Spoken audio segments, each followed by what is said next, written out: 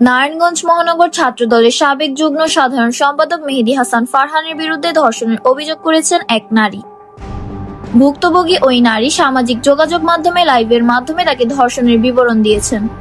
তবে এ বিষয়ে মেহেদী হাসান ফারহান এই অভিযোগ মিথ্যা দাবি করে কমিটিতে পদ আটকানোর জন্য ষড়যন্ত্র হিসেবে উল্লেখ করেছেন। ভুক্তভোগী নারী অভিযোগ করে বলেন, মেহেদী হাসান ফারহানের কাছে তিনি গণধর্ষণের শিকার হন। সর্বশেষ গত মাসের 15 তারিখ মেহেদী হাসান ফারহান ও তার বন্ধু আরমান মিলে গণধর্ষণ করে।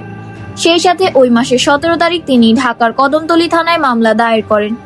এই মামলা হওয়ার পরও ছাত্রদল নেতা হওয়ার কারণে তাকে গ্রেফতার করা হচ্ছে না বলে অভিযোগ করেন ওই নারী। তিনি আরও অভিযোগ করে বলেন, আমি সকলের দ্বারে দ্বারে গিয়েছি।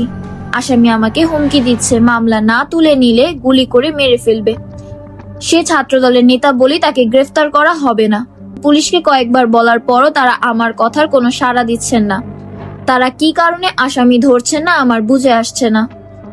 এ বিষয়ে মেহেদী হাসান ফারহান বলেন, নারায়ণগঞ্জ মহানগর ছাত্রদলের কমিটি ঘোষণা দিবে। এই কমিটিতে আমাকে আটকে দেওয়ার জন্য এই মিথ্যা নাটক সাজানো হচ্ছে। ওই নারী 15 তারিখের কথা বলেছেন, ওই দিন আমি হাসপাতালে ছিলাম। গোয়েন্দা সংস্থা তদন্ত করলেই সকল তথ্য পেয়ে যাবে। আমি যেন কমিটিতে না আসতে পারি, এজন্য আমার বিরুদ্ধে এই সকল তথ্য ছড়ানো হচ্ছে। এই ঘটনার সাথে আমার ন্যূনতম কোনো সম্পর্ক নেই। এই ঘটনায় আমি আইনগত ব্যবস্থা নেওয়ার প্রক্রিয়া করছি। আমি এই ঘটনার মামলা দায়ের করব।